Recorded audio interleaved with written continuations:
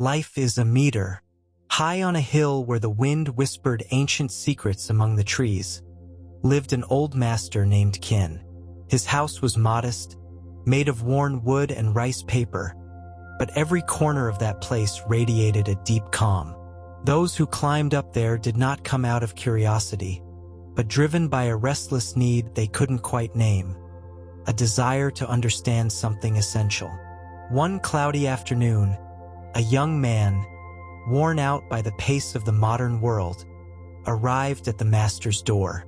He had been feeling for months that time was slipping through his fingers like water that cannot be held. He didn't know if he had lived much or little, but a silent anxiety gnawed at him. "Master," he said, bowing respectfully, "I feel life is slipping away from me. Some days I think I've lived too much. Others I feel I've barely begun. How does one measure a life?" Ken did not answer right away. Instead, he slowly rose and went into his small room. When he returned, he carried something in his hands. An old bamboo measuring stick, precisely marked with 80 small divisions. He unfolded it in front of the young man and said softly, "This meter represents an average human life. 8 decades, 80 years. Each mark is a year, each section a possible story. How many years do you have?" 32. The young man replied, somewhat confused. The master pointed to the first 32 divisions, then covered them with the palm of his hand. "This you've already lived. You cannot change it, you cannot walk it again. Now tell me, what will you do with what remains?" The young man looked at him silently, as if something deep inside was beginning to stir. The young man looked at the bamboo meter with a mixture of awe and dizziness. He had never before seen his life represented so clearly, so tangibly. 32 marks, already traveled, some filled with memories, others blurred by the hurried passage of time. But what struck him most was the emptiness that lay ahead. "And what if I don't reach 80, master?" he asked with a trembling voice. "What if I have fewer marks left than I imagine?" Ken nodded, as if he had been expecting that question. "That is the wisdom of the meter," he answered calmly. "It's not meant to predict, but to awaken. No one knows how many marks remain. Some reach halfway and believe they still have time, but leave before the next dawn. Others live as if they are already at the end, yet years full of meaning still await them." He walked slowly to a window overlooking the valley and pointed toward the horizon. "The problem isn't how much time you have left, but how you walk each step. Do you do it consciously or distractedly? Do you fill it with presence or let it pass as if nothing? Some live 80 marks asleep, and some with 20, awaken to the mystery of being alive." The young man felt a lump in his throat. He thought of all the days spent running from place to place, trapped by goals, obligations, routines, always waiting for something, without knowing exactly what. "So then," he said softly, "how does one truly live a mark?" The master smiled, and without saying a word, offered him a steaming cup of tea. "Start with this." The young man held the cup between his hands as if it were something sacred. The warmth of the tea caressed his fingers, and a faint scent of jasmine rose in the air. For a moment, there was no past or future. Only that moment, the silence, the aroma, the gentle warmth. "Does this also count as living a mark?" the young man asked with a slight smile, still incredulous. Ken nodded as he sat down across from him. "Most people think living means achieving great things, making noise, standing out, leaving a mark. But true life happens in the small things. In a cup of tea you truly savor, in a sincere conversation, in the stillness of watching clouds without hurry." The master carefully laid the bamboo meter on the table again, this time delicately, as if it were a sacred map. "Look at these marks," he said, pointing to a random section. There are those who run through them without ever stopping, obsessed with getting far. But when they reach the end, they realize they don't remember the scent of their childhood, the taste of their favorite food, the feeling of a hug without reason. They forgot it all, just to get there faster. The young man lowered his gaze. It was as if the master was speaking directly about his life, about his entire weeks working nonstop, his empty nights in front of a screen, his weekends full of plans but lacking soul. "Master, I feel like I've lost so many marks," he murmured sadly, "as if I was present, but not truly alive." Qian closed his eyes for a moment, then answered gently, "The good news is that life isn't measured just by how many marks have passed, but by how many you awaken to from now on." A gentle breeze swept through the room, lightly stirring the papers hanging on the wall. The young man looked up and, for the first time, noticed that in the center of the space, right in front of the master's altar, hung a scroll with a single word written in black ink. "Now, is that why you have that word there?" the young man asked, pointing at the scroll. Qian nodded without saying a word. He slowly stood up and approached the altar. With the tip of his finger, he traced the word as if caressing a very ancient truth. "Many wait for the perfect moment to start living," he said in a deep voice. "When I have time, when I retire, when everything is in order. But that when never comes.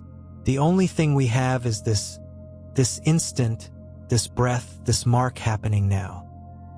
He looked back at the young man tenderly. "If you waste this moment thinking about those that have passed or fearing those to come, you miss the only place where life truly happens. Every breath is a new chance to awaken. It doesn't matter how many marks you let pass asleep. If you wake up now, this mark," he pointed to an invisible spot in the air, "can be the most alive of all." The young man felt a pang in his chest, not of pain, but of recognition, as if a part of him, asleep for years, was beginning to open its eyes. He understood he didn't have to change his whole life immediately. He just needed to be here, present. "And what if I fall asleep again?" he asked, still uncertain. The master smiled, with the serenity of one who has seen many seasons pass. "Then wake up again, and again. Life does not demand perfection, only presence." The afternoon light began to soften, and in the shared silence, the young man felt his breath slow down. For the first time in a long while, he wasn't in a hurry. He wasn't even thinking about the clock. He simply listened to the distant song of a bird and the creaking of the wood as it moved with the wind. "Master," he finally said, "if each mark is an opportunity, how can I fill it with meaning? What should I do so it doesn't slip away?" Qian picked up a dry branch from the ground and drew a line in the dirt before him. Then he sketched a small circle in the middle of the line. "Everyone wants to know what to do with their life," he said as he looked at his drawing. "But few stop to feel where they are in it. This point, this circle, is you today. It doesn't matter what you did before. You don't know what will come next. But from this place you can plant." The young man leaned in to look more closely at the drawing, as if some secret answer was hidden there. The master continued, "Fill your marks with attention. Eat with attention. Speak with attention. Love with attention. Sometimes the deepest things aren't found in the grand, but in the simple. Walking barefoot on the grass, listening to silence, looking into someone's eyes without saying a word. All of that is life." The young man closed his eyes. His mind, once so full of lists, goals, and to-dos, had become strangely clear. He didn't need a 10-year plan. He just needed to live this mark, the one happening now. And for the first time, he understood. It wasn't about how many years he would live, but how much life he put into each year. The sun began to hide behind the mountains, painting the sky with golden and pink hues. Master Qian rose slowly, as if the day had spoken to him in a soft voice, and walked toward the small garden behind the house. The young man followed silently, curious. There, among stones and moss, hung a rope stretched between two wooden posts. From it dangled thin bamboo strips, each carved with a number and a small different symbol. A leaf, a cloud, a wave, a moon. "What is this, master?" the young man asked. Qian gently touched one of the strips, marked with the number 33, and said, "Every year I live, I carve a mark and hang one of these strips, not to count time but to honor it. Each one represents a lesson, a memory, a lived presence." He pointed to one with a flower carved on it. "This was the year I learned to let go. And this 1 inch," he touched another with a small sun, "the year I accepted my solitude as a teacher." The young man looked at the strips as if they were fragments of soul suspended in the air. "And what if one of those years had nothing special?" he asked. Qian looked at him with a gentle smile. "Then I carve a blank space, because even a seemingly empty year taught me to see the value of what's essential. Not every day shines, but all contains something if you look with awake eyes." Moved, the young man sat on a stone and watched the strips dance softly in the wind. In that moment, he understood something without being told. Living is not about filling the meter with achievements, but with awareness. Each year could be a prayer, each day a sacred gesture. The evening breeze gently brushed their faces as the sky deepened into a rich blue. The first stars began to shine, as if they too wanted to listen. The young man remained silent, watching the bamboo strips dance with the same rhythm as his breath. "Master," he whispered, as if afraid to break the stillness. "What if I've wasted too much? What if I've forgotten how to live so many marks that I don't know how to start again?" Qian calmly crouched down and picked up a small piece of bamboo lying on the ground. With his knife, he slowly carved a new symbol into it, a spiral turning inward. "This is your new beginning," he said, offering it to him. "It doesn't matter how many marks you cross to sleep. This moment, this instant, has the power to give meaning to all that came before." The young man took the strip in his hands. It had no number, no date, only the symbol. "What does it mean?" he asked, feeling something inside him quietly settle. "It means every life can be redeemed by a single act of awareness," Qian replied. "It's not about erasing the past, but embracing it with wisdom. If you awaken today, if you decide to live this mark fully, the echo of that awakening can illuminate even the shadows you left behind." The young man bowed his head humbly, as if he had just received a blessing. For the first time, he felt no guilt or anxiety, only a deep desire to truly live, not spectacularly, but present. "Thank you, master," he said softly. "Don't thank me," Qian replied with a smile. "Thank the meter for reminding you that you are still here." Night had fully fallen, wrapping the hill in a sacred stillness. From the master's house, the world seemed slower, simpler, as if time didn't run but breathed. The young man returned inside, the bamboo strip in his hands.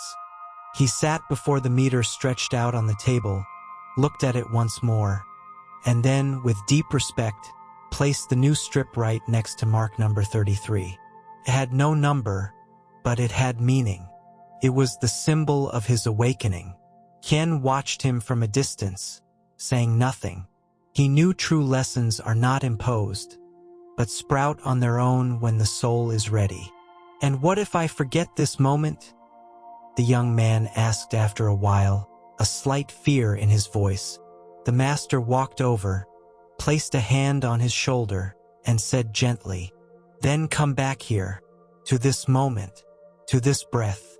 Life doesn't ask you never to forget, only to remember again.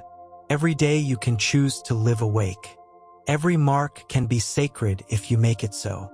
The young man nodded silently, and on that starry night, without fireworks or promises, something had changed. He no longer thought about how much time he had left, nor about what he had lost. He only felt the immense beauty of being alive, and of still having a meter to go.